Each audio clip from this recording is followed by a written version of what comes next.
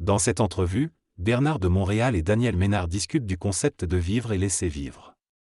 Selon Bernard, une personne intelligente cherchera à vivre à son propre rythme, en fonction de ses propres choix et options, plutôt que de se conformer aux attentes des autres. Il affirme que plus une personne est consciente et intelligente, plus elle vit en accord avec son propre centre, plutôt que dans une orbite autour des autres. Cependant, Bernard reconnaît que dans la société, ces personnes peuvent entraver la liberté des autres si elles ne sont pas assez intelligentes pour briser ces contraintes. Il souligne également que l'intelligence n'est pas une question de comparaison, chaque individu ayant sa propre expérience à vivre. L'homme moderne est souvent déconnecté de sa propre spiritualité et vit sa vie en fonction de la mémoire et de la personnalité plutôt qu'en étant centré sur lui-même. Bernard encourage donc le développement d'une conscience centrique afin de pouvoir équilibrer les forces sociales et transcender les contraintes de la société actuelle en pleine évolution. Selon Bernard de Montréal, il viendra un moment où les structures sociales et psychologiques actuelles ne pourront plus servir l'homme en tant qu'individu. Elles continueront à servir l'homme en tant qu'être social, mais cela ne correspondra pas à sa nature ultime et universelle. À ce stade, les religions et les idéologies ne seront plus utiles, car l'homme devra se libérer de ces influences pour évoluer vers une conscience universelle. Pour cela, il devra transmuter sa conscience et éliminer les forces qui entravent son évolution. Les idéologies font partie du parcours historique de l'humanité, mais tant que l'homme ne pourra pas dépasser la pensée réflexive et le consensus psychologique de l'ego, il ne pourra pas accéder à une critique absolue de la réalité. Cependant, une fois qu'il aura franchi cette limite, il pourra entrer en communication télépathique avec un niveau de conscience supérieur. Nous sommes arrivés à la fin du XXe siècle, à la fin de l'histoire humaine, et l'homme se dirigera vers une nouvelle logistique psychique où il deviendra totalement psychique et télépathe. Les idéologies et les paramètres psychologiques de l'involution deviendront alors des tableaux dans le musée de l'histoire de l'homme, et il écrira une nouvelle histoire selon sa propre puissance créatrice. Dans cette discussion, l'intervenant, Boulevard M, explique que le contact avec des civilisations imaginaires ne fait pas partie de l'imagination humaine pour les initiés qui sont capables de convertir leur énergie astrale en conscience éthérique ou encore morontielle. Cependant, il souligne qu'il est important de respecter les conventions de la psychologie humaine et de reconnaître les limites de la conscience humaine concernant l'univers palpable. L'intervieweur, DM, demande ensuite ce que cela signifierait de vivre en contact avec ces civilisations imaginaires et pourquoi cela serait important. BDM répond en demandant ce que cela apporterait de connaître cette vie en contact avec ces civilisations et insiste sur le fait qu'il y a de nombreux sujets intéressants mais pas nécessairement importants pour l'homme. DM précise que les individus cherchent une évolution psychique et que le contact avec ces civilisations pourrait être une réalité dans nos décisions et actions. BDM répond en expliquant qu'il est d'abord nécessaire que l'homme prenne conscience de ses faiblesses et des souffrances qu'il rencontre dans sa vie. Il estime que se plonger dans des concepts ésotériques ou des mondes imaginaires est inutile et considère que la priorité est d'aider l'homme à comprendre les raisons de ses souffrances et à traiter objectivement avec lui-même. BDM affirme que se concentrer sur l'éducation ésotérique de l'homme serait même nuisible, car cela ne l'aiderait pas à se comprendre lui-même et éteindrait la nécessité d'un travail profond sur sa psychologie. En tant qu'ego. Il conclut en disant que le reste découle de cette compréhension de soi et que cela devrait être la priorité. Dans cette conversation, l'auteur exprime son point de vue sur la nécessité pour l'homme de se concentrer sur des éléments concrets de la vie, plutôt que de se perdre dans des recherches ésotériques ou hermétiques.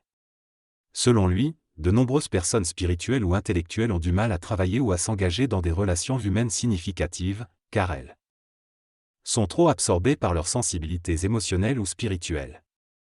Il affirme que l'homme devrait d'abord comprendre sa relation avec le monde réel, en étudiant des aspects tels que les relations humaines, la santé, la mort, la joie et la douleur. Ce n'est qu'après avoir résolu ces aspects de la vie quotidienne que l'homme pourra s'engager dans des questions plus ésotériques. L'auteur insiste également sur l'importance de concilier le développement mental avec la vie matérielle, affirmant que la spiritualisation de la matière est nécessaire pour l'évolution de l'humanité. Il précise que le matérialisme consiste à perdre contact avec son esprit et à se limiter à la matière, tandis que l'intégration de l'esprit et de la matière élève la vibration matérielle. L'homme doit donc apprendre à connaître les lois de la matière et à les appliquer dans des domaines tels que la gouvernance, la société, la science et la médecine, afin de créer une cohésion entre le mental et le matériel. Dans cette discussion, Bernard de Montréal explique que la spiritualisation de la matière demande une évolution de la conscience humaine, qui n'est pas encore atteinte. Il explique que le matérialisme est en réalité une déchéance de la conscience et de l'intelligence, spécialisée dans le rayonnement des forces arimaniennes. Pour spiritualiser la matière, il faudrait se déplacer sur le plan éthérique et utiliser le plexus solaire pour entrer en relation avec la conscience des atomes. Cependant, cette expérience n'est pas encore accessible à l'humanité pour le moment. En ce qui concerne la finance, Bernard de Montréal souligne que la déastralisation de celle-ci passe par la déastralisation de l'ego. Il affirme que l'homme doit être en contact avec son esprit et ne pas laisser son ego influencer ses décisions financières. Cela demande une conscience mentale et vibratoire développée. Il ajoute que l'argent est une énergie difficile à manipuler car cela peut provoquer l'égarement de la conscience. Lorsque l'homme perd contenance face à l'argent et au plaisir matériel, cela peut entraîner des déséquilibres, des comportements opposés à nos attentes et une perte de crédibilité. L'argent joue un rôle important dans la vie d'un individu, car il est souvent utilisé comme mesure de succès social, psychologique et sociologique. Les individus qui ont du succès sont souvent sécurisés et valorisés par la société. Cependant, la recherche du succès peut aussi conduire à la vanité et à l'orgueil, créant un déséquilibre entre l'ego et l'esprit. Pour être libre financièrement, il est nécessaire d'établir un équilibre entre l'ego et l'esprit. L'argent ne devrait pas remplacer la connexion spirituelle, car l'esprit a toujours un plan pour l'individu. Lorsque l'individu est en harmonie avec son esprit, il n'a plus besoin de l'argent pour être libre matériellement. Il peut alors avoir des facultés occultes qui lui permettent de créer et de construire sans dépendre de l'argent. Tant que l'individu ne parvient pas à cet état de conscience, l'argent sert à la transmutation de ses corps mentaux. De même, la sexualité sert à la transmutation des corps émotionnels. Ces deux forces sont des catalyseurs pour éveiller l'individu à une plus grande conscience et le rapprocher de son esprit. Une fois que l'individu parvient à cet état d'évolution, le contrôle involutif de l'argent et de la sexualité s'évapore et se retransmute à un niveau supérieur. L'individu passe de l'involution à l'évolution et tout se rétablit dans un ordre nouveau. Il devient capable de traiter intelligemment et créativement avec la finance, en trouvant la sécurité à travers la manifestation de son rayon et la mise en pratique des lois universelles de l'homme nouveau. Lorsqu'un individu commence à percevoir que son esprit contrôle sa vie mentale et émotionnelle grâce à la volonté et à l'argent, il se rend compte qu'il n'a pas vraiment de choix ni de pouvoir pour agir. C'est à ce moment-là qu'il prend conscience que ses forces peuvent bloquer ses actions et influencer négativement sa vie. Ce blocage peut durer pendant plusieurs années, en fonction des individus, et se manifeste dans différents aspects de leur existence, comme les relations amoureuses. Cependant, une fois conscient de cette réalité, l'individu dispose d'une certaine capacité à interagir avec ses forces et à attendre patiemment les opportunités ou les solutions qui se présentent à lui. Cette prise de conscience de l'esprit permet à l'individu de comprendre les nouvelles règles du jeu de la vie et de les appliquer pour trouver l'harmonie et le bonheur. Dans cette entrevue, les intervenants discutent de l'importance de la conscience dans la vie quotidienne.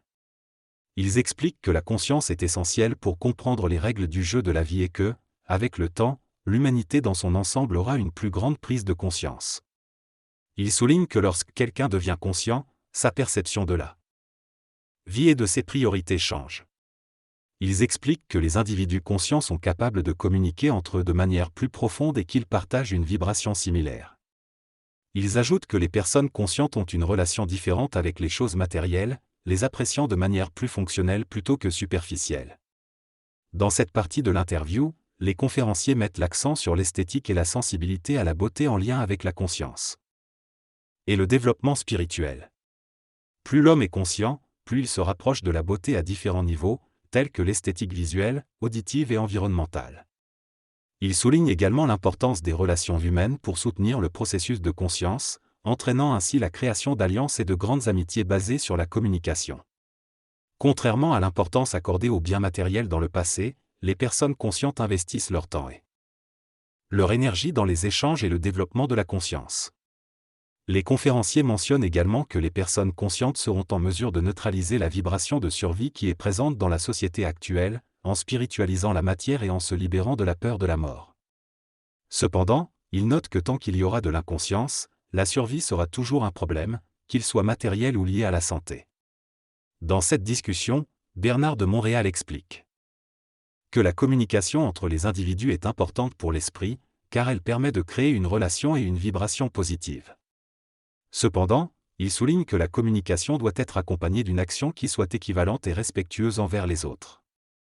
Il affirme que le respect est essentiel dans les relations humaines et que c'est lui qui garantit une véritable communication spirite.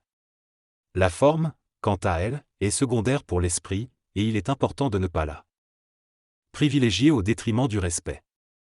Bernard de Montréal affirme que le respect est inconditionnel et repose sur la transparence de l'ego, ce qui peut être difficile à atteindre dans une société où la forme et les conditions sont souvent privilégiées. Pour communiquer de manière respectueuse, il faut éviter de se fixer des objectifs ou des résultats, mais plutôt se concentrer sur l'échange et l'harmonie entre les individus. Dans cet extrait, Bernard de Montréal parle du concept de pas douter.